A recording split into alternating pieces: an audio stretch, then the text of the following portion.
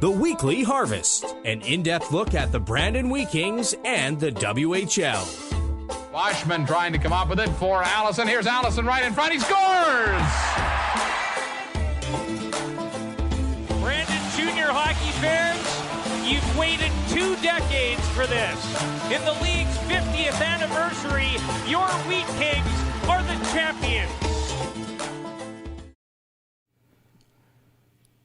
And we are live. Good evening. Welcome to another edition of the Weekly Harvest Podcast. My name is Chris Falko with the Brandon Wheat Kings. He is Brandon Crowe, voice of the Wheat Kings. Crowe, how are you doing tonight, bud? I'm good, Chris. It's hot. It's summertime, and it's hard to believe that it's already almost July. But certainly looking forward to episode 25, as always, the Weekly Harvest, a proud presentation in partnership with the Wheat Kings, Westman Communications Group, and Q Country Radio.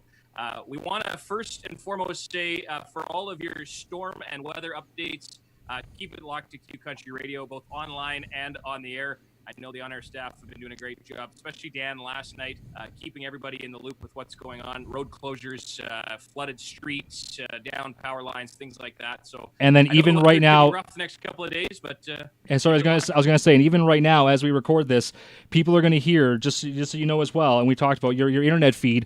It is a little bit choppy because there's a lot even starting right now. There's some more storms kind of brewing. So I'm getting some warnings popping up here on my computer as I talk about this as well. So it's going to be a very interesting night in a couple of days worth of storms here coming throughout. So stay safe, everyone. And stay tuned to local radio to Q Country and Star FM and do our best to keep you informed of what's going on.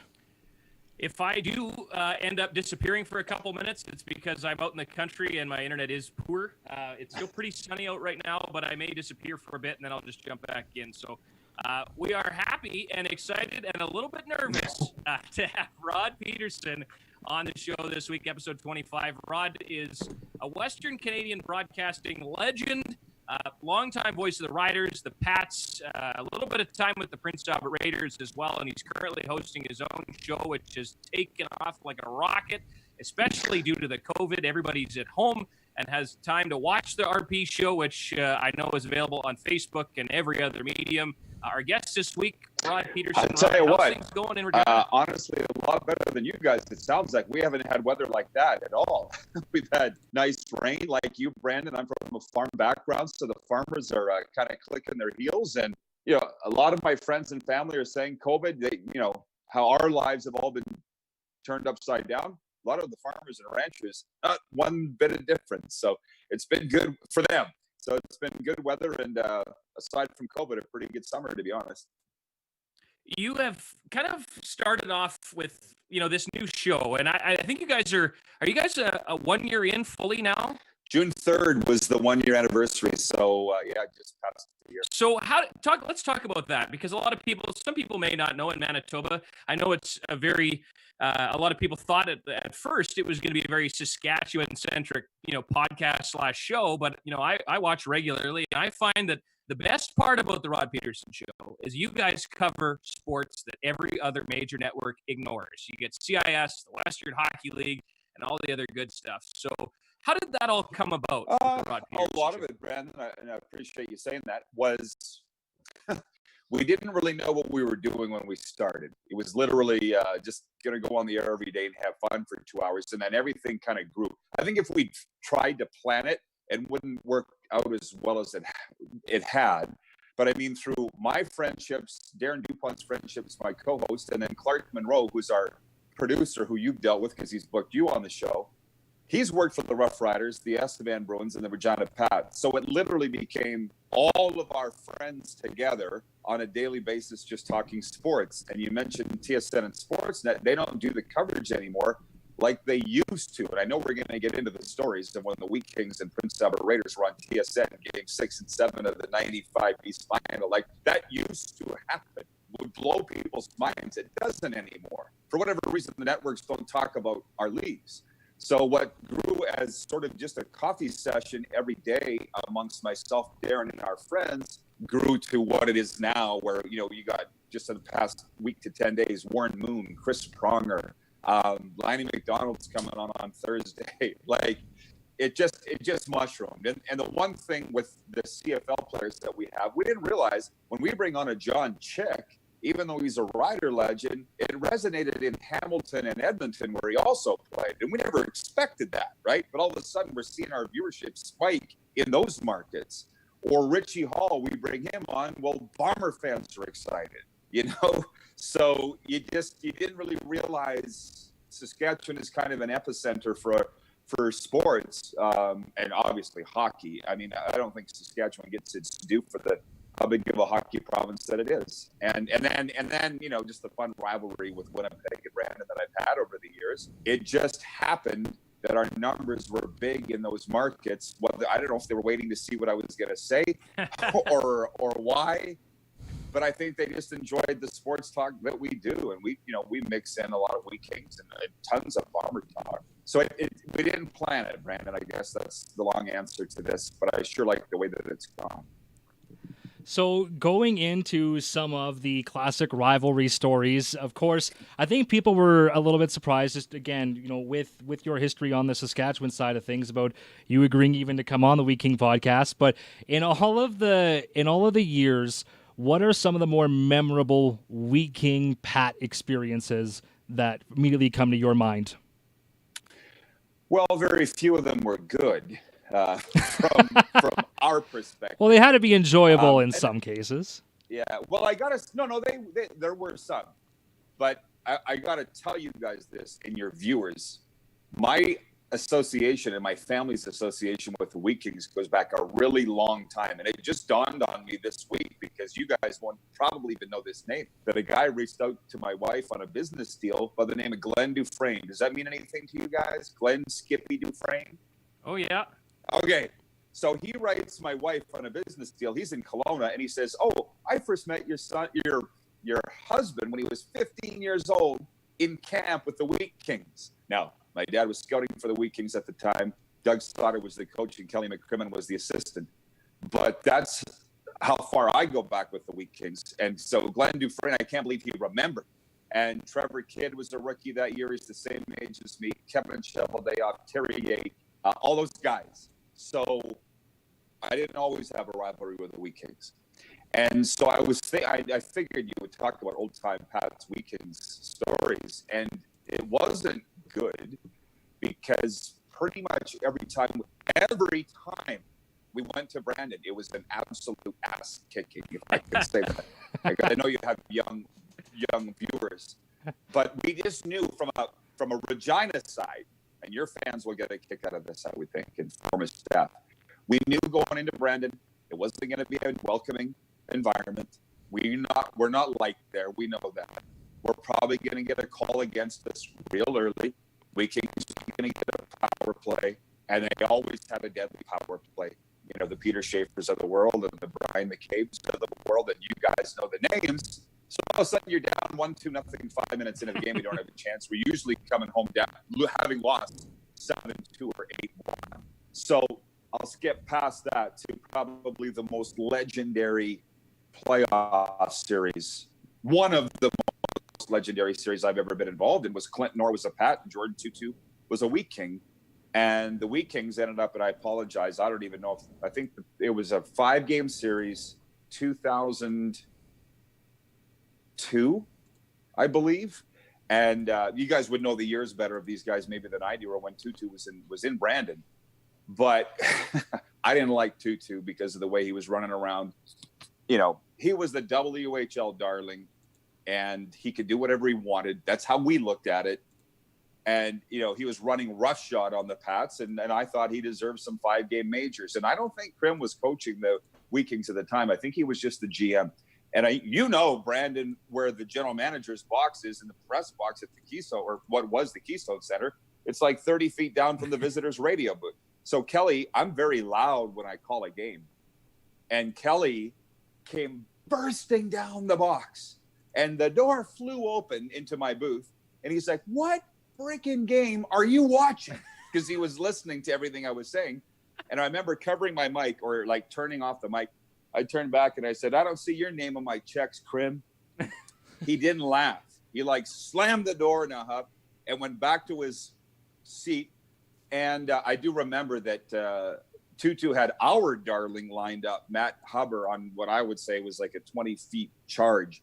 And just when Hubbard caught him out of the corner of his eye, Hubby put his elbow up and tattooed Tutu here. And he ended up getting suspended for it. And he was right in front of Rick Dirksen. And I'm like, I'm screaming, he's defending himself, So, but anyways, it wasn't much of a series. The Wheat Kings won it in 5. But those aren't good memories, Chris, from our perspective. So it was literally, with the Warriors, we'd lose some, we'd win some. The Blades, same thing. You weren't beating Brandon. So you wonder why we didn't like them very much. And then the other thing was Bobby Lowe's, who, I would like to, if the Lowe's family was watching right now, I'll apologize.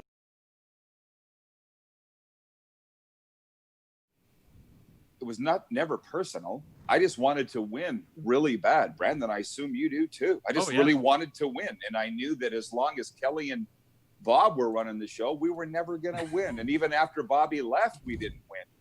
And so I remember when the Pats hired Losey in 2002, he had the contract worked out and everything with Brent Parker, the general manager of the Pats at the time. And I guess Bobby turned to Brent and goes, okay, everything's worked out. But the one big thing, and Brent's like, what? Well, you're a radio guy. We hate each other. How's this going to work? And Brent was like, well, you're on our side now, Bobby. He's fine. You're good, which he was. But Bobby and I had to shake hands like men and get over anything that there was, and then we were fine. So it was never personal, guys. It was just a big rivalry. Well, that's like Brian Munns. He said last week on the show that in Prince Albert, in his 5 years with the Raiders, he may have called 5 wins, period, against Brandon. So I totally get it. I mean, when I'm looking at, your career, and I've kind of obviously followed you being in Saskatchewan, doing football with the U of S. I had asked you for some help early on. You sent me some spotting boards and everything. I didn't know the first thing about football. So I kind of listened to you and Carm religiously, trying to get a feel for it so that the U of S could, at least make it seem like they had a radio guy that they knew what was going on. But for you and, the way you've gone about your career and obviously you found yourself in some hot water, political correctness, but you've never really wavered. You've just gone about it and done your thing. When did that kind of come to your mind and say, you know what, I'm just going to be me. I'm not going to conform to all these kind of parallels and people want me to stay on between the white lines. I'm going to do what I want and say what I want. And when did that moment click in and say, that's what I'm going to do? Can I ask you, if you've listened to me for that long, when do you think that it was? Oh boy, it was before I started listening, I think. It's tough. And that's why I find where I am now. I've been out of that rider job in a year and a half, and I told people when I left, I'm not pursuing a play-by-play job anymore, and people can't believe it. I think I'm better off where I am now, because I was just doing what I'm doing, talking sports every day, because the teams have really changed in terms of what their broadcaster, they kind of want to control everything that they say.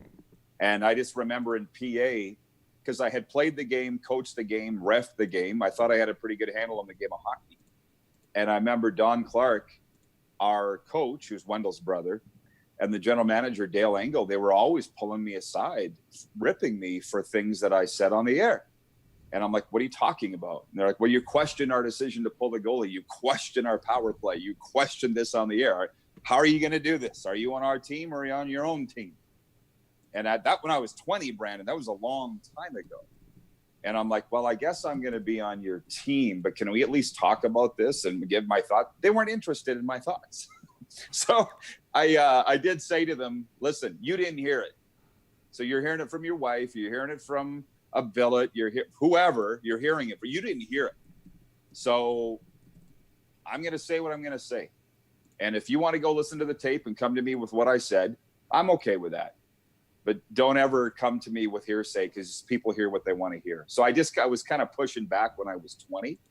But I've had a lot of chat. I mean, look, the bus miles that you spend and meal times and downtime in a hotel lobby, we had a lot of time to talk about this stuff, right? The coaches and the broadcasters and even the players. And, I guess one other, a lot of this was formed when I was in PA. And I remember Shane Toporowski, if you guys remember that name, stopped me on the bus, and he's like, hey, my family said that you said I lost the fight last night, that I got my ass kicked. And I said, you did. And he goes, well, you didn't have to say it. And I said, I'm sorry, I'm not going to lie. And until the day that I walked out of CKRM as voice of the Riders a year and a half ago, I guess to answer your question, Brandon, because of people like you and Chris, if you ever listened, I got too much respect for the listeners to lie to them. Or at the very least, Lorne Mulligan pulled me aside when he was coaching the Pats in 2001. And he said, you need to tell things from a Pats point of view. And I said, what is that? And he goes, well, if we're getting screwed by the refs, you need to say we're getting screwed by the refs. I always looked at it from a Pats point of view. I'm not sitting here saying I was right all the time, but that's how I felt. So I guess I never went on the air and I would never lie about anything, I guess. So if Krim and I saw a game two different ways, I would say a Pats fan and a Wheat Kings fan saw that same game two different ways. Oh, 100%. Right? There is, right. yeah, So, 100%. Yeah. And so, to answer your question, I have listened. My history with listening to you is not as extensive as Crowe. I grew up in Manitoba, so I grew up with being a Bomber fan and of course being a Wheat King fan. I remember first listening when I took broadcasting college. I went to Saskatoon, and then one other time we caught it at the perfect time. We were driving into league business meetings in Regina. And we caught you on at the time, and it was right when you were talking about the Wheat Kings, and it was perfect because we're driving in the Wheat King truck, driving through rival territory, and we hear you talking about us. We're like, "Oh, this is awesome!" But you didn't say anything too bad, so we couldn't get too upset. But we were ready and waiting when it didn't turn out that way.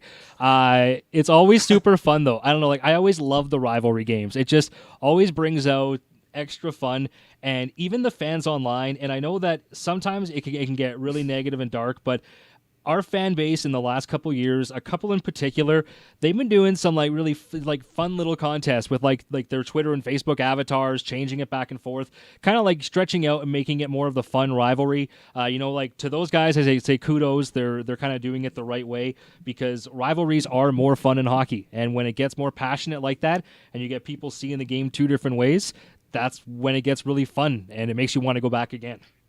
Well, and by the way, Al Gibbs is watching, and he just texted me. So, of course he is. Of course he is. Of course he is. So, yeah, Al, you just made me lose my train of thought. Now, other than to say that the rivalries aren't the same now as they were back then, and maybe it's because of social media, but I don't necessarily think it is that, because there were still message boards in the 90s.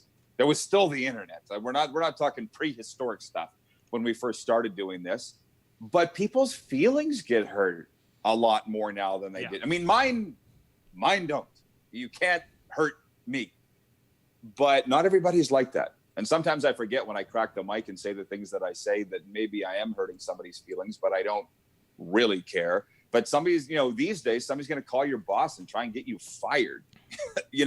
Like back in the. I'll give you a great example. I was doing a dinner with Theron Fleury in Delisle last summer. And Theo stood up, guys, if you can believe. Now, the Wheat King Sportsman's Dinner aside, could you believe that anybody could do a sports banquet and stand up for 45 minutes and tell junior hockey stories and have the room in the palm of your hand? Because Theo did. It's tough. It's tough. It's tough. Theo got up, and he introduced himself to the crowd. This is last summer. And he goes, guys, I used to be in charge of the marketing for the Moose Jaw Warriors in the 80s. And people were like, what? He goes, oh, yeah. I'd say one thing in the Regina Leader Post about that meathead in Regina, Stu Grimson, I'd sell out both buildings on a Friday, Saturday night. Do you know what I mean? So when I was getting hell for all these things I was saying, I'm like, the rink's so low. Like, what's the problem here? And then as time went along with the Riders, this was a particular rivalry we had with the Eskimos, within the last 5 years, let's put it this way. The coach called me and said, listen, would you mind stop talking so much noise and trash talking all week? Like, Jesus, you're making our job a lot harder. And I said, go out and beat them. I'm only talking like this because I believe in you guys. If I didn't think you could beat them, I wouldn't be talking like this. And then the Riders went out and beat them. But I thought, this isn't as much fun anymore if I don't have these guys on my side. Do you know what I mean? Like, it's because back in the day, you'd get on the bus after a game, Riders or Pats, and the coaches would already know what you said because somebody's texted them. And they're like fist bumping you and patting you on they loved it. And now it's not like that. It's just not, I don't know where it changed. I don't think I changed. I think the game changed. So I don't know that we'll ever see those days again. I get a kick out of it. Mickey McCrimmon, Kelly's son, who's still a part of the organization in kind of an advisory type role, and spent some time as the assistant GM to Grant Armstrong my first year with the hockey club. I remember him pulling me aside one time, and he said, "Okay, look, I'm going to give you a piece of advice. When you're in your booth at the Keystone Center, take a peek up to my dad's suite. If he's sitting there and watching the game and you can see him, say whatever you want. If you can't see him, he's listening." So careful what you say. And you know what? It was funny at the time, but I said to Mick, "Oh yeah, you know what? Your dad's never, I respect every bit of opinion, but he's always been very good about any feedback, criticism." And I think it was about 2 nights later, I'd said something, and Pete and I were talking about something. We were completely out in left field wrong about something. And I remember Kelly, his name popped up on my phone, and it took everything I had not to just throw my phone onto the ice. I didn't even want to open the message because I knew that Pete and I were just so far off the topic of where we should have been. And all he was saying, he was just making a joke about, "You morons, you guys got it all wrong. Like, straighten it out. Here's the facts," and whatever. Which, by the way, I would appreciate. What bothers me the most is when they don't tell you. Yeah, they let you suffer. He heard us struggling through this story and felt bad about it and sent us a message. We were talking about the Fog game in between Medicine Hat and Vancouver, and then there was a game between Philadelphia and Buffalo or something, and we were completely bass-ackwards on this story, and he could see the ship sinking and bailed us out. But ever since then, whenever I saw his name pop up on my phone during a game, there was a little bit of panic, and it's still, to that day, a little bit of panic. Well, oh yeah, and it's a double. It's this is a real broadcaster's episode, obviously. Yeah. But I remember saying a player in the playoffs a number of years ago was invisible tonight, and I got a text from the GM that I was being too hard on the player. I'm like, "But he is. What do you want me to say?" So it's just funny that Kelly would do that. A guy that did that for me too, by the way, is John Paddock, and I wasn't even voice of the Pats in John's time. But he listened to my talk show all the time, and he would text me the corrections, which I appreciated. Oh, 100%. Yeah. I'd rather somebody bail me out. You don't want to look like a fool. So maybe that's why John and Kelly are close friends. I don't know. Maybe it's a Manitoba thing. But again, I don't mind being corrected. I want to get the right info out there. I got some breaking news. I don't know if you guys are following along. I wish I had your little gong that you've got on your desk. Ding, ding, ding, breaking news. The city of Prince Albert has carried a motion 5-4 that the city will purchase land southeast of the city for $6.5 million with plans to build a rec complex for $60 million. Provincial and federal money, $44 million. The city will have to come up with $16 million. And the city of Prince Albert council has voted in favor of starting the process for a new building. So breaking news on the Weekly Harvest being tweeted out by Ali Sandstrom, a reporter up in PA. But Rod, you spent some time with the Raiders. What does that mean to you when you hear that come off the hot wire? That makes my heart sing. But I got to tell you something, Brandon. The Raiders brought me back 3 years ago, probably, to speak at their breakfast. And it was in the Chess Leach room, if that means anything, upstairs off the media room. And I said, you guys need a new rink here. And just remind, this was 3 years ago. And the breakfast was sold out. And people just kind of looked at me. These are all my buddies from 25 years ago when I was up there. They're like, yeah. Whatever. They knew they weren't going to get a new rink. It wasn't even a topic at the time. And then the Raiders go to the league final. You guys were following it. And they couldn't cram another soul into that building with a crowbar. And, people are standing on milk crates, and that became their thing, right? The milk crate thing with the Raiders. And all of a sudden, this talk of a new rink. And I'm like, 2 years ago, you didn't even want one. You haven't filled this place for 20 years. And now it's a thing. And the sad thing was this year, the Raiders were romping to potentially another pennant, maybe another 100%. League title. I mean, they really got robbed. What did they get robbed? And I wanted to see how the story was going to end. Maybe we got to wait till next year. But anyways, I've said, guys, and you've been to PA, you, Brandon, many times. They're like little Montreal. They love the team, win or tie. If you lose, it's not good. They love you. They love you, win or tie in PA. And when you're the voice of the team, you know it really means something. So they'd be throwing a parade tonight in PA if they're getting a new rink, which is what it sounds like. Well, and it's not like I have a whole bunch of insider info, but I do know this. It is a lot more than just a rink. It is, from what I've heard, it's going to be more of a complex, right? So it's going to be the whole community thing. It's a multi-aspect thing. A lot of that'll be released, but very interesting for the community. And with that, you kind of look at the Keystone Center and kind of think how many more years it's going to have. I mean, still a great building. Rod, out of all the WHL buildings, I know the Keystone in terms of age, it is getting up there. But, I mean, as a facility with the heritage, is there something still special about it, even though being as old as it is? Oh, yeah. But, I mean, it's memories, of course. But, I mean, I get shivers.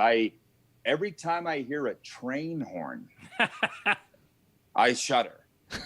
Like if I'm close to it, because do I need to go back? I mean, the Pats and the Wheat Kings didn't meet a lot, as I mentioned, but in the Raiders and Wheat Kings did a lot when I was there. So the train horn, the PA announcer, which I don't think you have anymore. You used to have the white haired guy,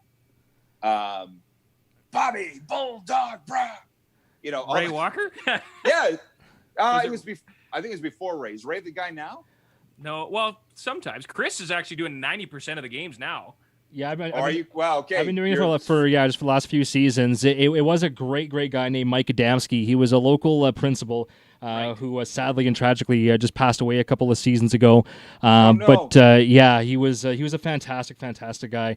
Anyway, and we even now we have a yearly award at our award ceremony we have named after him, and we do a scholarship as well through his high school.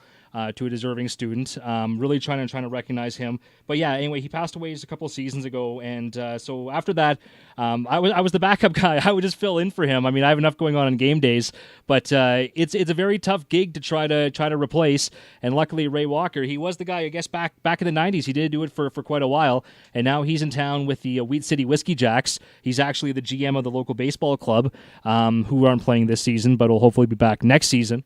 And so he started doing some backup games this year, and hopefully get him back up there in the booth some more time next year. Well, sometimes I just wonder if teams realize how huge a part of their game night, the atmosphere, the PA announcer is. Well, I don't really know who the guy was in Brandon. I just know he had a great voice, and I heard it way too much announcing those goals. The name Colin Kluche, Chris Dingman, Andre Vasilevsky, Brian McCabe, Darren Van Owen. I can go on and on and on, and I just heard his name far too much. Plus, we played them in Winnipeg Arena a couple times too, which was one of the loudest arenas I've ever been in my life. And somehow they transported the horn from Brandon to Winnipeg, and they played it in Winnipeg Arena, and we lost that series too. So, yeah. I got some bad news for you though, Roddy. I'm following the Twitter feed on this Raiders stuff. One of the counselors that voted against it said, how come Raiders alumni like Leon Draisaitl or Mike Modano don't contribute some of their millions to helping build this facility? They say Robin Regier helped build the rink in Warman. Raiders and their alumni should chip in. So expect a letter in the mail, Rod. You may have to pay for the press box.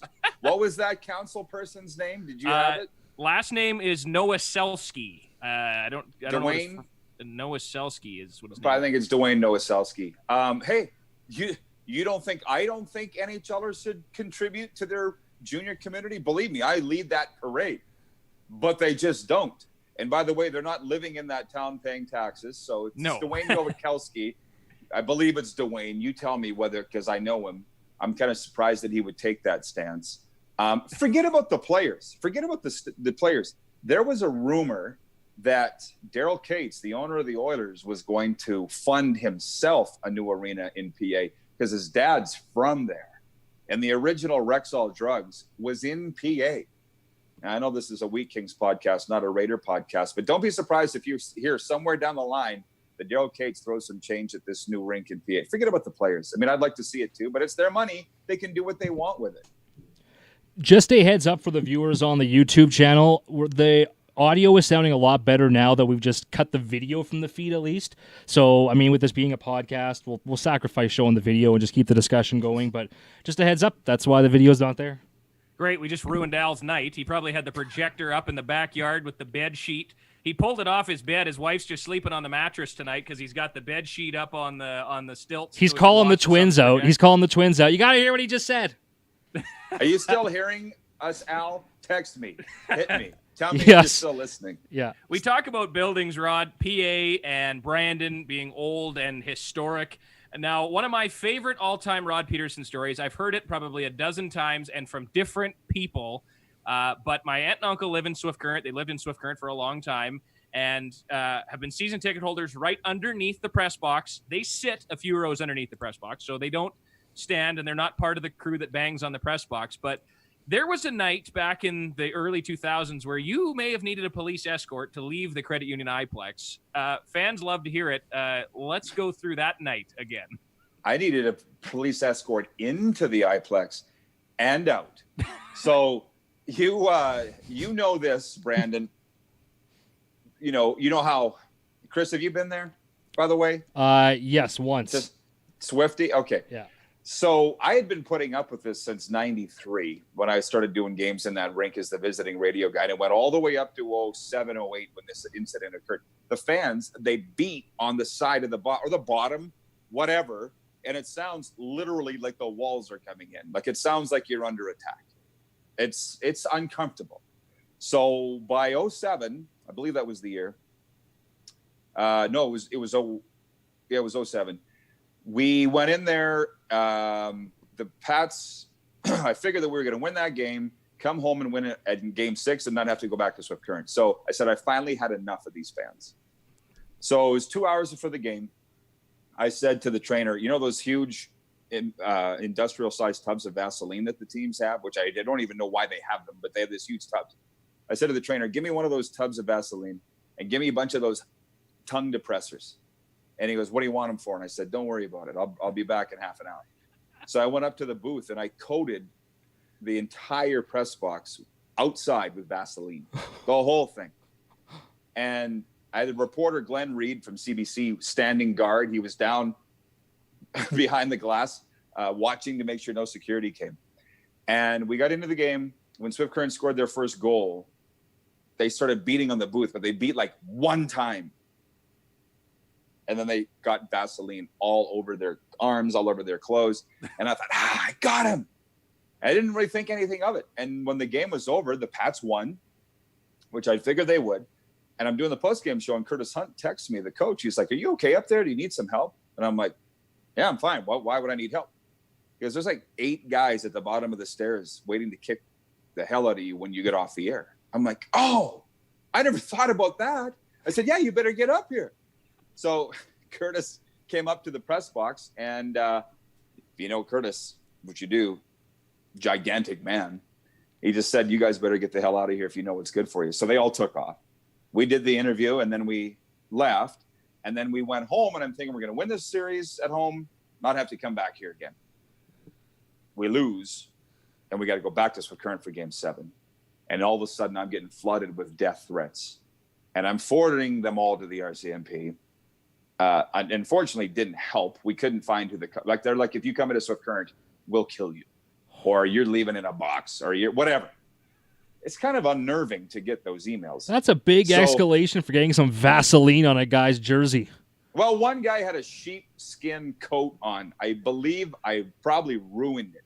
And another guy looked like Hillbilly Jim. I think he still goes there. Big guy, overalls, big beard. Anyways. Yeah, he might still stand there, yeah. I think he still does. So anyways, the RCMP calls the Pats office and says, listen, we'll be at the rink when you guys get there at 5. We'll meet Rod at the front door. So we did. We get to the rink. They take me straight to the press box. And the cop goes, don't leave. And I'm like, okay. So I can't remember who, down to the media room to get my game notes and coffee and stuff. And I'm getting ready for the game. And in warm up, this brick just comes, boom, like right past my head. And somebody threw a brick into the press box, into the booth. And I'm like, how's this going to go? And the security guy, who's like 85, comes up into the booth and he's like, listen, I saw who did that. You want me to throw him out? And I said, if it doesn't get any worse, I'm fine. But it can't leave him. But if it does, it can't get any worse than that. So we get into the game, and Todd Struby, Pat's assistant coach, is in the box with me. The Pats score, he turns and starts beating on the box from the inside. And I grab his arm. I'm like, no, this is what started this whole thing. And then the Pats end up winning in overtime. Brett Leffler scored the winning goal. And by the time we got out of the rink, everybody was gone. But before that game, people were bringing in baseball bats and hockey sticks and signs. They're like, Pederson, you're dead meat. And they're like tapping their sticks and bats on the concrete. I was a little scared, but I obviously made it out alive. So yeah. That's my Swift Current story. It's hard not to laugh at that story because of the severity of it, but looking back on it now, it gets me every time. That story, it reminds me a lot. Chris and I had the legend Bob Ridley on, and he told us off air about a story when he was just a young broadcaster. I think he was only about 18, and he was doing a senior game somewhere in Saskatchewan. And he said something that probably nowadays may have been very politically incorrect or something along those lines, but this was back in the 60s or 70s. And there was a crew waiting for him at the bottom of the stairs, and he pulled out an old metal microphone and cracked the guy over the head with it and then took off in his car before they could catch him. Don't we wish we could all do that? Yeah, only Bob Ridley could get away with that. Crack a guy over the head and still end up in the Hall of Fame. I mean, yeah. Yeah, well, it was a different time. Well, let me ask you this. You guys interviewing me, do you get into it with fans now, with anything that you say? For me, I've actually had one coach, not to be named, who him and I have had a battle since Junior A days. He was a coach in Junior A when I was doing radio and marketing in Melfort to, the championship year in 2015. And he ended up, transitioning to the Western Hockey League, and I had to see far too much of him. And to this day, we still, if he passes me in the rink, he won't look me in the eye. And it was to the point, and I remember he was mad about an interview we had done. We'd done an interview before game one, Melfort Weyburn. Weyburn was a wild card team. Now I guess I gave it away, but at the end of the day, whatever. People know the story. Okay. Anyway, I was gonna say Dean Brockman. No, so Dean and I have a great relationship. Dean and I, okay. Dean was one of my first coaches. Anyway, this coach at the time, to be unnamed, but you can do the math. He did an interview with me before game one, and it was some sort of, I don't know, he was maybe trying to sandbag a little bit, but it was one of those interviews it was very negative and demeaning to his own team, and it wasn't received well by his executive or board. And he was quite rattled. Melfort ended up winning, and I think he regretted what he said, and it turned into a whole big thing where, I wasn't allowed in the press box, and, he was, sent, players coming up with scissors trying to cut my cord, and it just carried on to the point where finally near the end, it was laughable. It was comical. But, other than that, fans, of course, when I replaced Bruce Lubke, he'd been there for a long time. Luber, you guys have, shared rinks for years.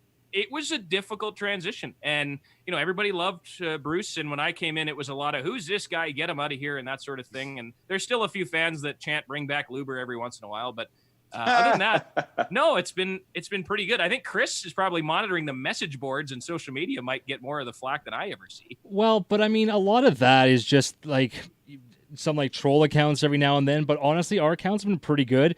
No, and that's not even really a lot of my job. That's more another guy in the office.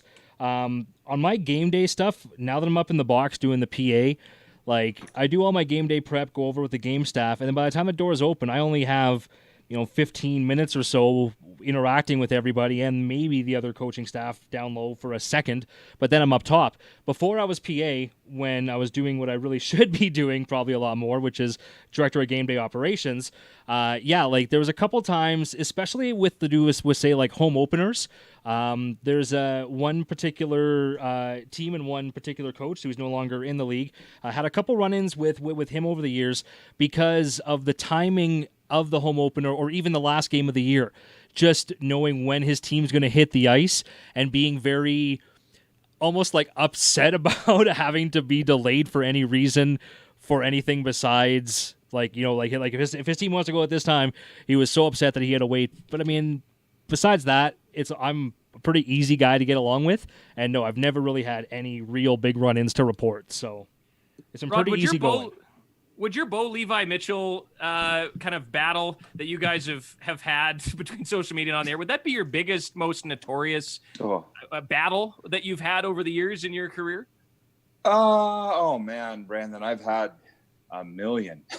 I'm sorry to say, I had a battle with Jeffrey Orridge, the CFL commissioner, and which led to me being fired from the CFL website, and I was writing for it. But that nothing compares to Bo Levi. You're right. But that started innocently enough. It's sort of like you, Chris. You got in that fight with that coach. You were just doing your job. And in the case of, I think it's been very evident to people that I'm very close with the players, always have been. And since I've left, I'm even closer now because I don't have to answer to the coaches and GMs anymore, or presidents and owners. But with Bo, if you remember that week, he had been trolling Duron Carter. And Duron and I are exceptionally close. We still talk all the time. So, that was Duron's first pro game starting at cornerback, and Bo's baiting him, saying, I'm going to throw at you all day. And, you're nothing. And just the way football guys talk. And I just, I think it bothered Duron. It was online bullying, if you want to get right down to it, harassment. And then Bo picks him off and returns it to the end zone in a game that the Riders won, and emotion just overtook me. That's where it all started. I was like, Bo Levi, shut your mouth. And 3 years later, he won't let it go. He still brings it up in radio interviews and, calling me an idiot and calling me all these names. And then he gets his Grey Cup ring stolen out of his truck, which was unlocked. And I'm like, oh, I'm the idiot. Like, he literally makes it so easy. But the one thing with my friends with the Stamps, like, if you guys knew each other, you'd be best friends. And I'm like, I don't doubt that for a second, but we don't, and we aren't. So the Stamps and the Lions and Bombers have all we've mended bridges since I've left the Riders. I'm not sure I want to really mend it with Calgary because to me, it's fun. Like, we started this, it's fun, but some people's feelings get hurt. I think Bo's feelings are legitimately hurt, so I can't, what are you going to do? It's awesome. I love it. Well, I do too. So again, we're going to go back here talking about the Wheat Kings to bring it back. When you think about your history of, again, covering and talking about what Krim has done over the years in terms of GM and some of the big trades, what are some of the biggest moves that you think that he's made that has impacted the franchise? Well, I talk about this a lot. Jesse Gabriel, for one. You're a Brandon boy, Chris? I'm originally from Russell, and then grew up a little bit in Winnipeg for teenage years, and then all over the place with broadcasting. But yeah, Manitoba. Basically a lifelong Wheat Kings fan. And yes. Manitoban, like you said. Yeah. Listen, guys, how much time do we have? I remember Tim Tisdale in 1999 when he was the coach of the Pats, the guy who scored the overtime winner for Swift Current in 89. He said, if Kelly McCrimmon calls you for a trade, don't answer it because you're not going to win. And I never forgot that. And that's always come up in my mind, because the Pats from time to time would make a trade, no matter who the Pats GM was or ownership. But the Jesse Gabriel one comes to mind to me because he was a tremendous hockey player, as we all know. But I believe if you go back and check the news release for the Wheat Kings when that trade was made, or at the very least check the newspaper or CKLQ's website, Kelly said this is a great trade for Jesse, but more importantly, the Gabriel family. Because it was like he was just, from what I understood, done dealing with the family. The way Kelly worded it was kind of funny. But the other one was Dustin Slade, that huge trade when we got him in 2004. You guys remember the Dustin Slade deal or anything about it? I mean, I think we traded 5 players for Slade, 3 players and 2 picks or something. And he never ended his career with us. The problem was that he did end up taking the Vancouver Giants to the Memorial Cup in Moncton, but he was hard to handle too. So that was a big trade between the Pats and the Wheat Kings. Josh Harding, who would go on to set a Wheat Kings franchise record for shutouts. And let's be honest, you've had a few good goalies through there. But if you go and check the franchise record book right now, single season shutouts, Josh Harding either owns it or is tied for it. The unfortunate thing was that the Wheat Kings didn't do anything that year. That was 2003. And then the one trade that didn't happen, 2010, Jordan Eberle. Like, I believe Kelly thought they had a deal done to acquire Jordan Eberle, and I think Colton Tuberg too. But Eberle was the prize of the deal, but it fell through. I think they woke up that trade deadline morning, which I believe it was a Sunday, and Brent Parker reneged on the deal, or just thought better of trading Jordan to Brandon. The explanation I got was that Parker couldn't stomach seeing Jordan Eberle in a Wheat King jersey, which sounds like something that would happen. So, again, you're not winning a trade with Kelly McCrimmon, or at least in any of the ones that the Pats made, they didn't. The Blades might have agreed the Braden Shen deal when the Blades hosted the Memorial Cup. What was that, 2013? The Blades were pretty happy with how that deal turned out. And for Braden to go home, he was a great Blade. But, hey, there's nothing wrong with both sides winning a deal either. So here's one. Okay, so during this COVID time off, I've had plenty of time. Now, I live out in the country, so I've got lots of stuff to do, mowing grass and animals and whatever else to keep alive. But I got bored one night. My wife was watching something on TV that I wasn't overly interested in, and I pieced together a Braden Shen trade tree. So I go back to that trade, Braden Shen and a third-round pick for Tim McGauley, Ayrton Nickel, a first, a second, another first, and a CHL import pick. And I can trace that trade all the way to two kids that were drafted last year and two kids that just signed in Brandon, plus a 2021 draft pick that they'll make next spring. So if you carry that forward from that year, Braden Shen, and you go through the trade tree to all the players and how it turned around, and this guy flipped for that guy, for this pick, for that pick, all the way down. So Braden Shen started it, and now there's two players born in 2004 that are still part of the Braden Shen deal. Yeah, that would be what you would call, I would think, a generational trade, because it lasts for a generation. Well, and who were some of the big names on that list, Crowe? Because I'm if I'm not mistaken, isn't like Nolan Patrick or Cale Clegg one of them? Because I'm pretty sure that's the year that the first rounders that the Wheat Kings got those two guys.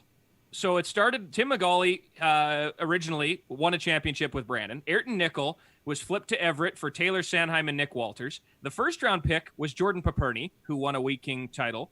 The second round pick, Jace Howerlick, won a title. The other first round pick, they traded to Victoria for Dakota Conroy, Jordan Francouz, and Kevin Sunder. And the import pick was Richard Nezersleb.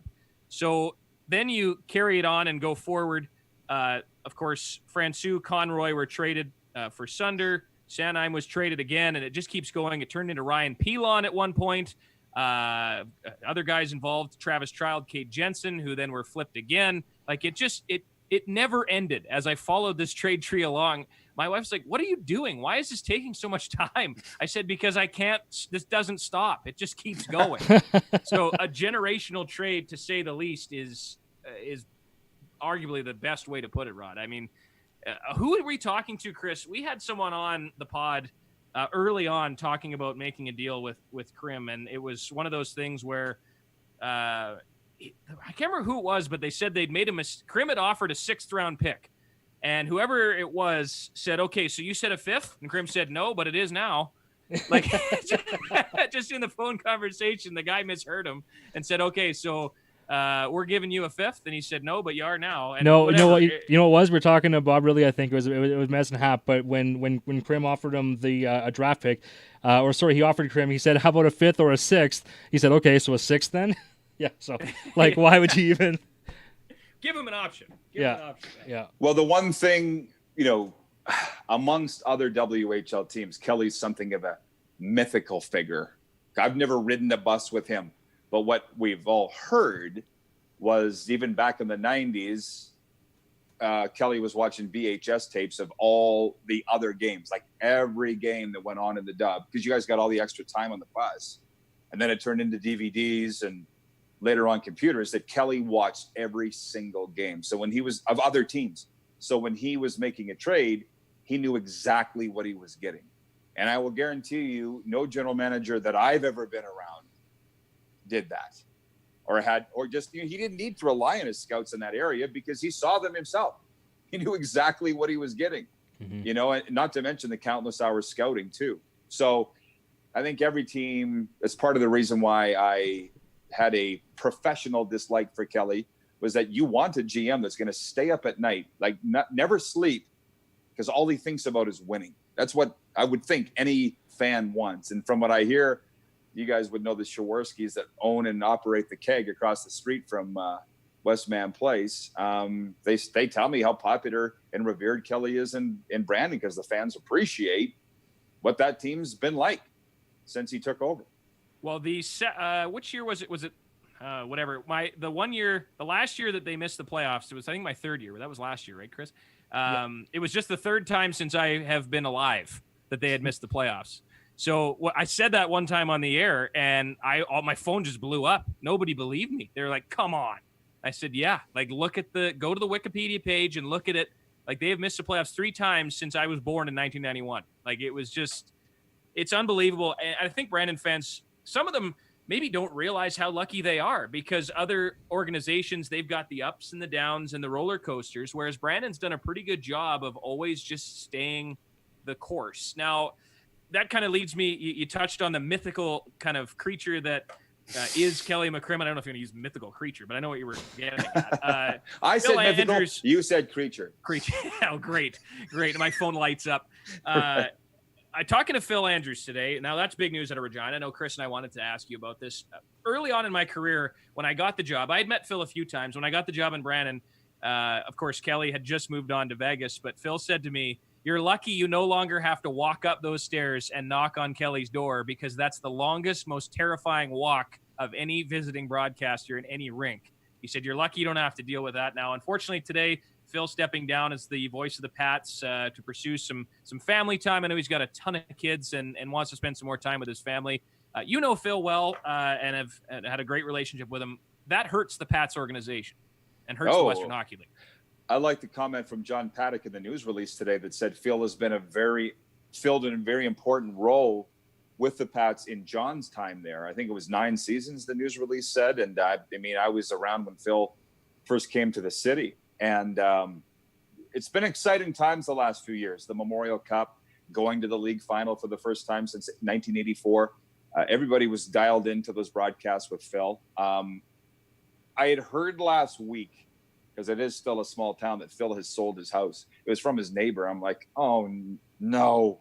I'm like, are we talking about the right guy? And it's like, oh, no, yeah, he's done. He's focusing on family. He's going back to Saskatoon. And I'm like, oh. And I texted Phil today when the news came down, and I said, there's nobody better in that role than you. But if you're happy, I'm happy for you. And he said he appreciated it. But the fans love him. That whole join the regiment thing that the Pats got going on, he's a huge part of the franchise. And I would be extremely difficult to replace.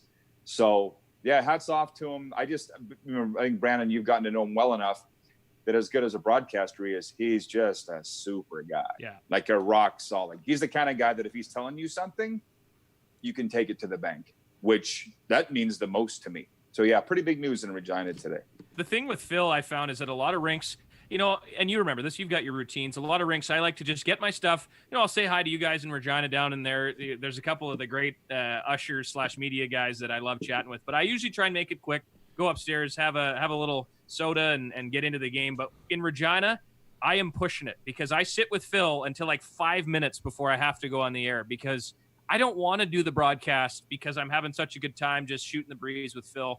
I keep looking at my watch going, a couple more minutes. I can stretch it. I've done enough prep on the bus. I can just stretch this conversation a little bit longer. And there's not many guys in the league that I have that much time for. And Phil, another guy that, when I first started, he had plucked Daniel Fink out of the SJHL, who is now with the Manitoba Moose. And Fink and I were kind of starting at the same time, our careers. And when Fink left to go to Regina, I really started to follow the Pats and appreciate what Phil did on the radio. So, again, I was sad when I saw it today. I texted him too, and I said, it's too bad that it's big shoes to fill, but that's probably the big off-season news of the Western Hockey League because there's not a lot going on right now. So far, and it's interesting, by the way, because when the Dub announced 2 weeks ago now that they were going to play, right, starting October 2nd, 68 game schedule. Like, I'm a season ticket holder. I go to every game that I can. I get to Moose Jaw as often as I can. I just love it. It's my favorite league. So I texted Phil. I'm like, congratulations on the season going. And he wrote me back, not so fast. And I'm like, what? But I kind of got sucked in as a fan, right? We're all just waiting for some good news. And Phil's just like, there's a lot of hurdles and roadblocks. And probably by then he knew he was going to leave anyways, but he didn't tell me in that conversation. I sure hope the WHL's playing. That's all our plan. But now that he says that, I can see it. I mean, there's news going around tonight. You might have seen it, that there's a second virus brewing in China, or that, the WHO saying the worst is yet to come from coronavirus. So I'm just fingers crossed praying that there is WHL hockey.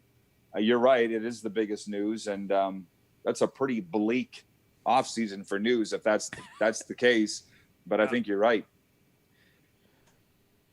Chris, I was going to ask you from your perspective in the office, since that press release, and we'll get Rod to touch on this too, have fans been calling in the office, and are fans as optimistic that you're talking to, or that you or Dilly or those guys are talking to? What are the Wheat King season ticket holders? I know what they're saying at the coffee shop. Rod, I took a part-time job at the Verdun Golf Course, just hanging out with the morning breakfast crowd and driving the beer cart. So I get all the old season ticket holders that want to talk Wheat King hockey from out in farming country. But what are they saying in the city, Chris? Are they as optimistic as everybody else, or are they pessimistic? What are you feeling? Well, it's kind of funny you bring that up. I was going to touch on that just at the end with news and notes reminding people, but you know what? The phone lines, they've actually been fairly steady. Like, since that announcement came out, we haven't done the official ticket relaunch yet. Like, from the club standpoint, we reached out to, and this is something that when it all started, we said, let's take this time to do the stuff that we always say we never have time to do. And a lot of that is just talking to your season ticket holders who, that is your customer base and the people you want to keep happy and you want to hear from. So we literally set out and we called every single person just to say hi, just to touch base, update data, and not to sell a thing. And we still haven't done that. And even just announcing that we pushed back the early bird deadline, which was supposed to be last week, we still had a number of people calling in, and still multiple a day. Even today, I bet you another 3-4 people called in and renewed like multiple season tickets. Because now that the WHL has announced the return to play, people want that positive thing to look forward to. Like you just said, Rod, for a lot of people, it's like their favorite thing to do in the winter. Like, that is the social outing. That's just how they interact and what they want to do. So a lot of people just want to secure that, or say, hey, I want to do this. We have that refund in place for last season. If the season does get delayed and things change, like we say, at that time, we're going to be addressing it. But as of right now, the WHL, they've set that date. We want to stay positive. We want to proceed as if that is going to be the time that it happens. And with that said, the Wheat Kings, we're going to be announcing, like a lot of teams, in the next coming weeks, and now announcing a bit of a relaunch of a season ticket strategy and just more promotion, telling people, make sure to, secure your tickets now. But even at this point, when we get back to hockey, there's going to be certain attendance things that, in terms of season tickets and actual seats, because the big thing with our early bird deadline, a lot of teams, it's you secure your seat and you hold that seat. Well, if we start up in October and the government tells you you can do 50% for the first month or two, or whatever that number is going to be, that's going to affect a lot of people who have had that same seat for a lot of years and a lot of shuffling. So there's a lot of work like that in the computer system side of things, we just can't do yet. So, we can talk to people. We love that we can process it and get them in the system. That way, as soon as this does happen, we can put it into the computer, and this crazy algorithm that the ticketing systems are all working on now can do these different things with helping, put people in the right spots. So there's a lot of people getting paid in higher positions than me working on that kind of stuff. But from the fan standpoint, they're just excited that there's a date, that there's something in mind, that there's a light at the end of the tunnel. They can get back and they can start watching hockey again and just get back to somewhat normal life. And I know that even the last couple of weeks, Rod, I don't know how it is out there where you are, but here our minor baseball just started, which, again, thank you for coming on, starting at 8:30 here. Normally we do a little bit earlier, but, thankfully we have minor baseball, and I coach my son's Pee Wee team. and just getting out with the kids, even doing that, it just feels so good again that just life is getting back to normal. So I think that's the takeaway with the fans. They've been really positive. We're getting upwards of half a dozen a day. So it's been actually fairly consistent. But again, our numbers here are very low. And I think people are a lot more optimistic here than if, say, we were playing in like South Florida. Yeah, but you still play in a league that has Seattle and Vancouver. Yeah. Correct. No, that is true. I'm agreeing with you. My point is that it's a problem. And who would have ever thought, hey, Brandon, the SJ and the MJ would be ahead of the game? They don't. The MJ specifically doesn't have to leave the province. The SJ teams only have to go to Flin Flon. I don't necessarily know what's going to happen there, but it is a bit of a problem that 6 regions are represented in the WHL. I don't know how it's going to go. And it's funny, Chris, with you saying that, think about that 40-year season ticket holder couple that wants to sit together. It's like, are you going to be told you got to be 6 feet apart? Because I'm pretty sure Fred doesn't want to be apart from Martha. He hasn't been for 40 years. Our seats are in a suite. 6 of us, it's 2, 2, and 2 in a suite. And I've been saying to my buddies, I don't want to separate. You know what I mean? So I appreciate what you're saying there from the office headaches, because nobody ever really thinks about that. And I didn't think about it till you said it. Well, so you think about the 50% again, every second row. And yeah, if you have people who can't go within 6 feet of each other, that means you can only have people on the ends of the rows because you can't have them crossing each other. So now you're talking about 2 households per row, and it's just, you're filling up the arena. It's all over the place. So, but that's the way that, how the government tells you how it's going to do. And when I talk about this, of course, I am not on the league level, right? So when I say what I'm about to say, this has no bearing whatsoever, but I would like to see the league even have a proposal that would maybe say, like you talked about the borders, that it's a Manitoba, Saskatchewan somewhat playing a lot more at the start of the year, just to guarantee some games. Just to, if there's ever a 1 year where it's like, okay, things are going to be really weird with us maybe not playing the US or BC, there's a lot of logistics of why that needs to happen, from the terms of scouts to see all the players and just for the balance of the competition. But if there's ever a 1 year to make an exception to have hockey played locally within, and then maybe at the end of the year, then having for the first time some kind of an expanded playoff or something including other teams. I don't know if that's been discussed, but I'm sure it has. But at this point, that was not in the announcement, and I think that would maybe be a little bit more optimistic, but I know that creates a lot more headaches because everything was already kind of scheduled, and they're just kind of pushing it back by 2 weeks, I believe. Rod, I wanted to wrap up. I mean, as we've taken probably enough of your time here on this Monday night, episode 25 of the Weekly Harvest, a presentation of Q Country, the Wheat Kings and Westman Communications Group. Got to throw a plug in there. No free ads for anyone. But Rod, your journey and obviously one of the things aside from sports that I think a lot of people in Saskatchewan, I mean, I spent 5 years in Melfort, and like you talked about Krim being a mythical type guy. And I mean, from a broadcaster perspective, the walls of CJVR and CK750 in Melfort, where I got my start, I mean, there's a little dial on the wall next to the desk that can tune into different radio stations, and you can hear at your desk what's going on. That newsroom and sports department was always had 620, had the sports cage on. But, aside from that, I think the biggest part of your following is, especially lately, is the recovery aspect and the mental health aspect. And I think, I wanted to touch on it. Chris and I have kind of made a vow that we wanted to keep the Weekly Harvest going because we wanted to give people an outlet, a way to get away from real life, the negativity of the news, the CNNs, the Twitters, and they can have an hour or two to talk about hockey. From your perspective in the mental health world and trying to just keep your head on straight, what are some of the things maybe you and I know, your wife, you got a couple of daughters and maybe some friends and neighbors, what have you been telling them and other people to just try and keep their head above water during this strange time? Well, we're at 100 plus days. I'm not sure what the actual count is now. I was telling a lot of people early on some of these tips, Brandon, and I'm glad you asked. Some people grasped them and ran with them, and I'd like to report they're doing well. Some weren't listening because they were just panicking. And it was human nature. They'd lost their job. They didn't know how they were going to pay their bills. This is a very scary time. But the one thing that I learned in my own recovery, 5 years into recovery, I'm 5 years in now. I learned it early on, was what you can control. You can't control a lot of the things that are going around. Figure out what it is that you can control. That should be probably the first thing. It's as simple as, like a guy told, I see this all the time. Some guy said, I get so upset at what I see on social media. Why do people go off on Trump? Why do people go off on Trudeau? Why do they go off on gays? Why do they go off on blacks? I'm like, you can't control any of those people. Yeah. So either turn your phone off or learn how to deal with it. But a lot of the stress that people are dealing with is self-created, Brandon, right? And it's just, you can call it habits. The term is brain pathways, but we're just used to doing a lot of certain things that aren't there right now. So if you can, like, literally, because I can see from a mile away, if I can control a situation or not, and usually I can't, the only thing you can control is your own attitude and how you deal with things. That would be the number one thing. Try and recognize, do I have any control over this situation?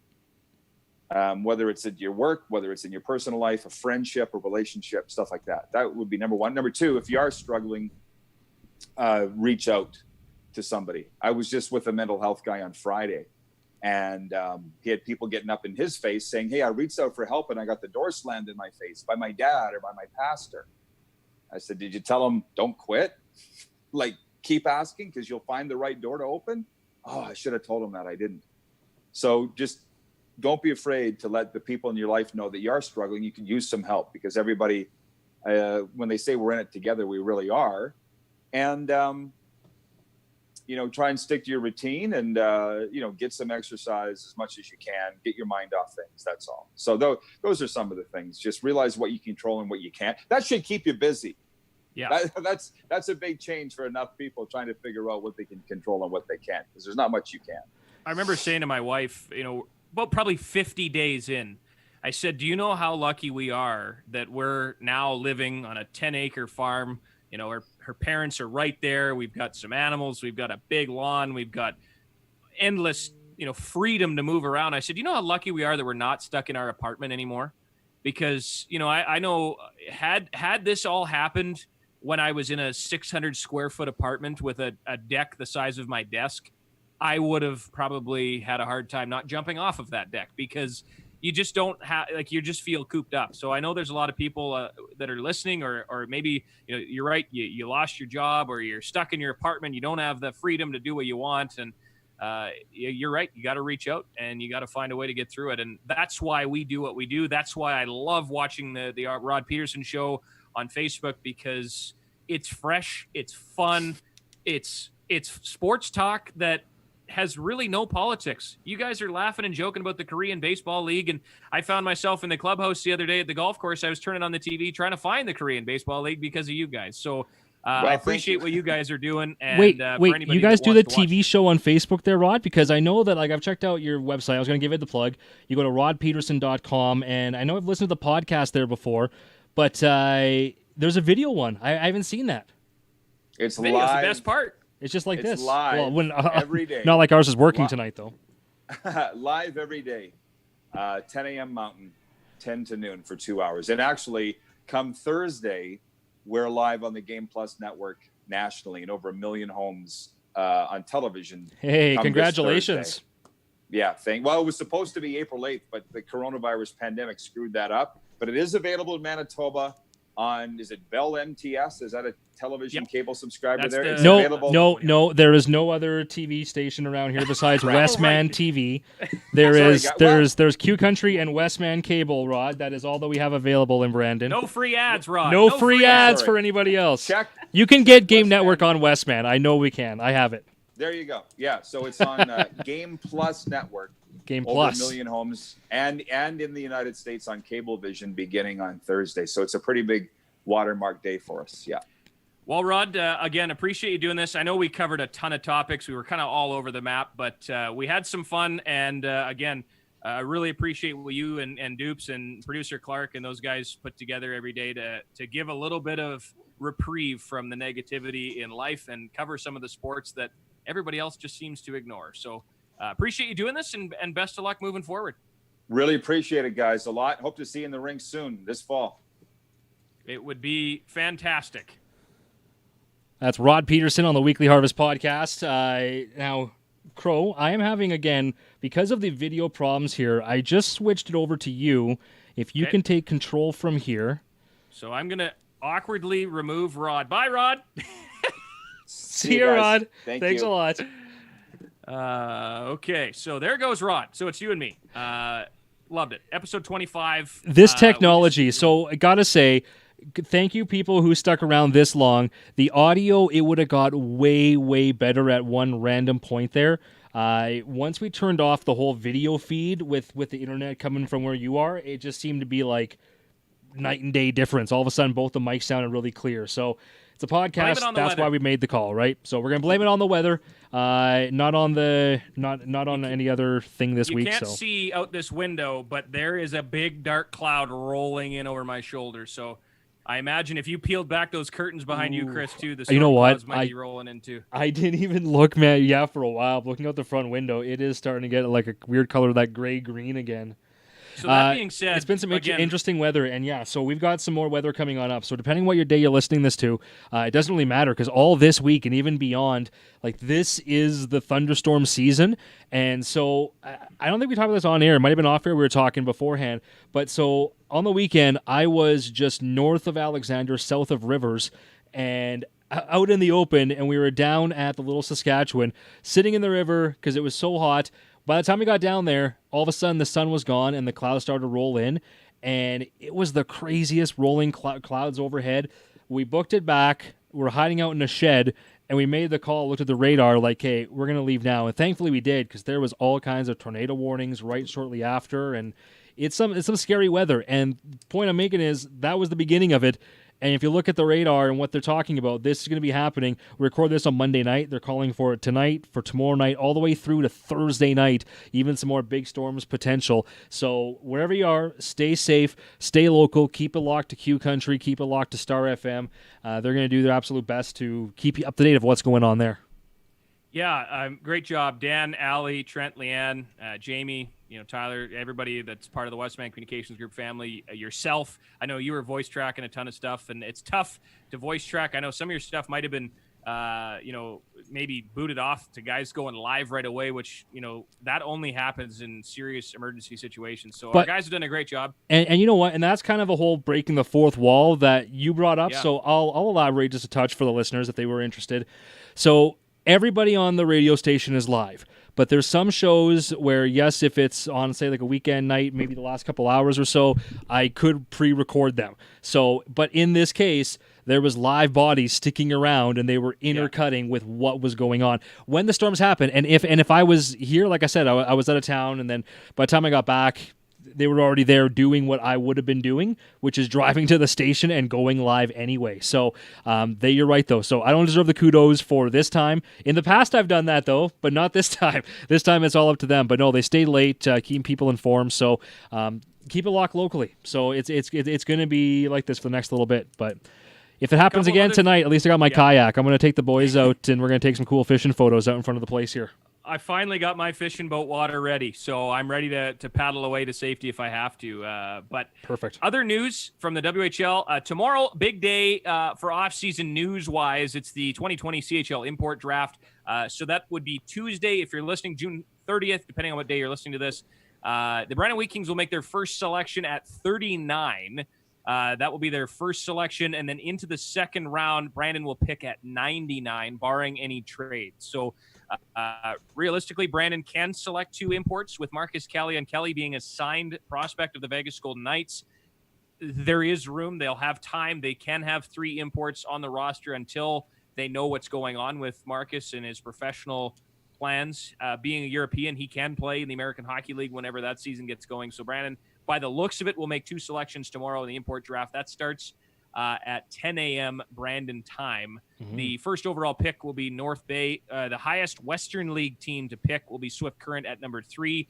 They released Matej Toman and Sergei Alkimov today, so it looks like they're going to make 2 picks and go ahead with 2 new Euros. It's always interesting when you look at the list and then teams who pass in the first round, and you kind of look at their roster, and of course, like, if they're set, they're set. But this is kind of a different draft than of course, the other one, in the sense that, too, it's, you don't always know what you're getting, and sometimes it's a European from Europe, and sometimes a European who's already played a bit of North American hockey, and it just seems like this one, it just, you never ever know how it's gonna go. Like, there's never a ranking.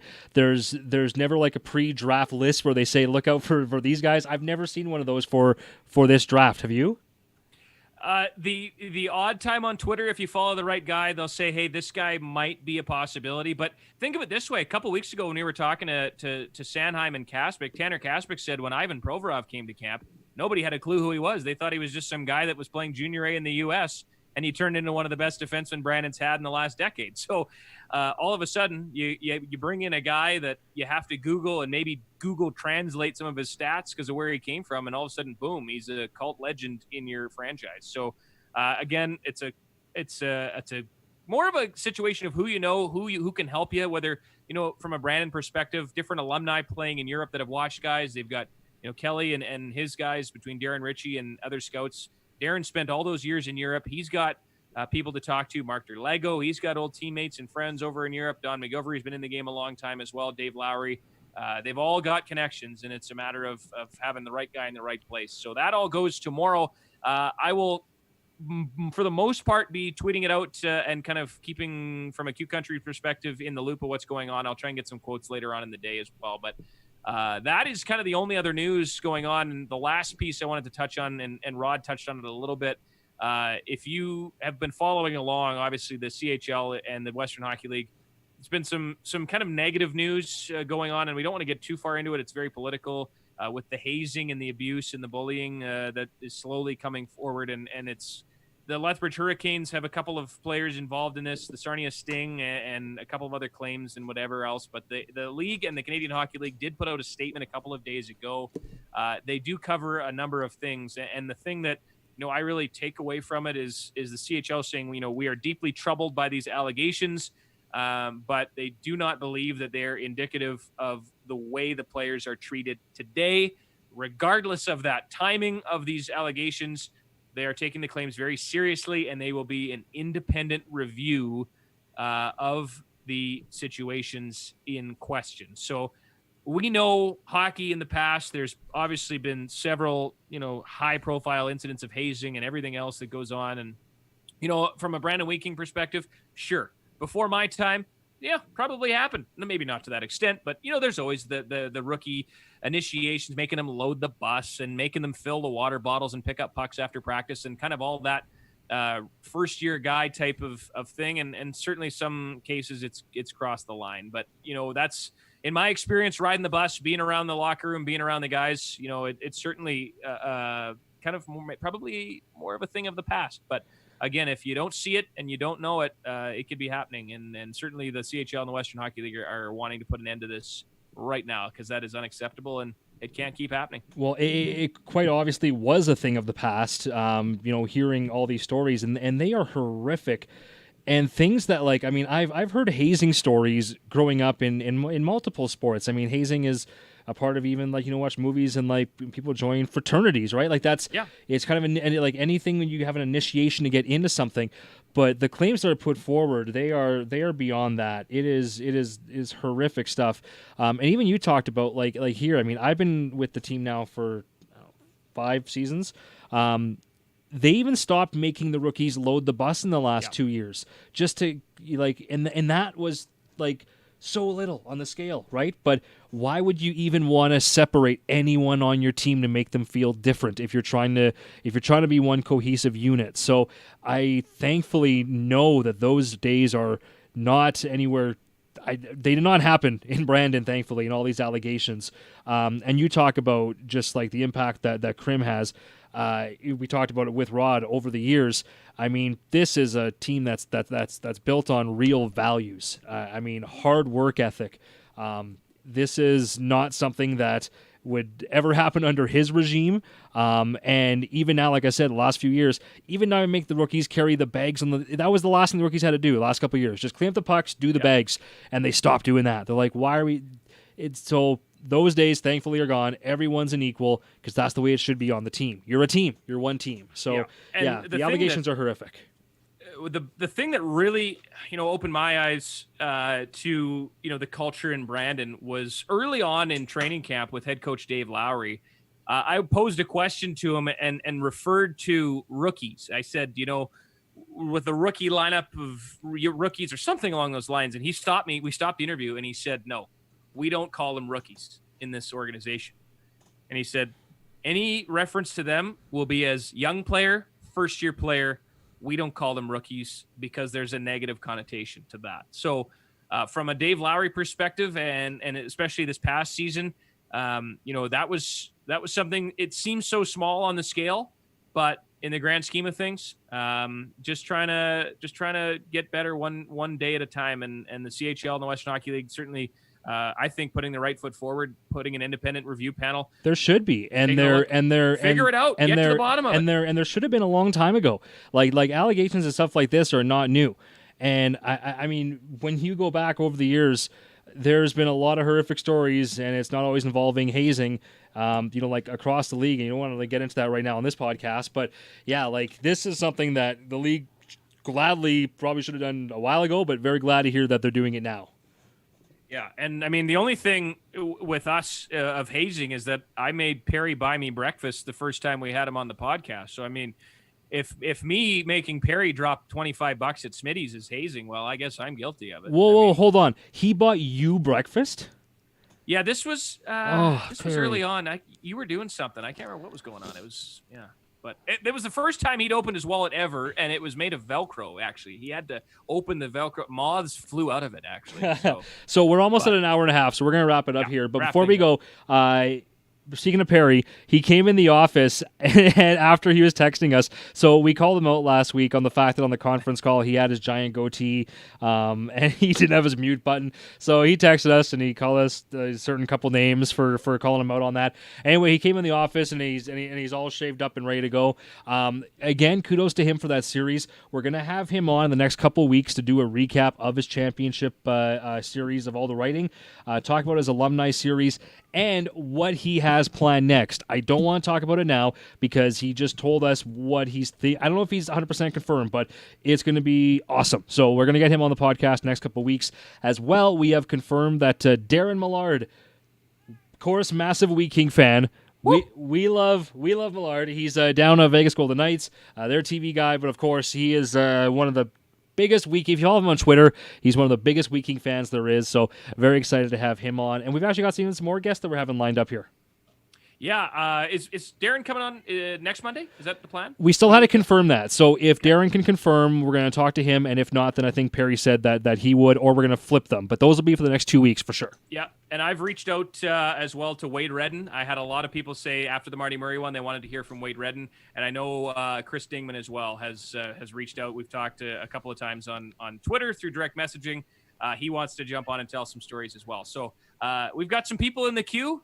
Stay locked to all the social media channels. We'll keep you in the loop as to who's the guest each week. And again, I appreciate Rod coming on this week. This was fun. For sure. And bit of a different look, and it was good. And if you have any suggestions for the show, people you want to hear from, let us know. You can drop us a quick email. It's qweeklyharvest@gmail.com. The letter Q, weeklyharvest@gmail.com. We'll be live again next Monday. As I say that, Crowe. You know what? We're live. We'll talk whatever. We'll just do this. We're on the podcast. We'll just talk. Hey, next Monday night, it is our first game in the league, but we play in Hamiota at 6:30. I'm going to have to either have to push the pod to another time or it won't be live next week. So we'll have to update the people listening. You know what? If you listen this whole time, might as well be honest with you. So that's just the case. Yep. I coach my kids' ball. We'll figure it out. Every other week we could do it later. But yeah, this Monday is our one away game. And it's the Monday night, unfortunately. Yeah, in Hamiota. Okay, well, we'll figure it out. We have the power, technology. We've had people from Europe. We've had people down in Vegas. We've had people from all over. So if we have to have you on the pod from a back of a minivan in a pasture near Hamiota, we can make it work. That would be. You know what? We should stick to the Monday night, and I could do it from the dugout because it pretty much be when the game is over. So maybe we can do like even a bit of a post game with the Brandon Blue Jays and the Hamiota Red Sox. Classic Blue Jay Red Sox, too. I'm pretty sure it's the Hamiota Red Sox, right? That is Yeah. senior ball. They love their ball in Hamiota. So. Oh, I know they do. When we made provincials a couple years ago, it was in Hamiota, and that was a serious team. They love their ball there. They do. Best of luck, Chris, and we'll figure it out. We'll let you know. We'll figure it out. Locked social media. Again, for those of you that listen to this via the podcast, Spotify, Apple, wherever you get it, Weekly Harvest episode 25, available tomorrow after lunch. Or on qcountryfm.ca, and of course the YouTube. Apologies for the video this week, but it's all about the audio anyway. So have a great week. Stay safe, stay local, stay tuned for any updates. Stay safe. Cheers.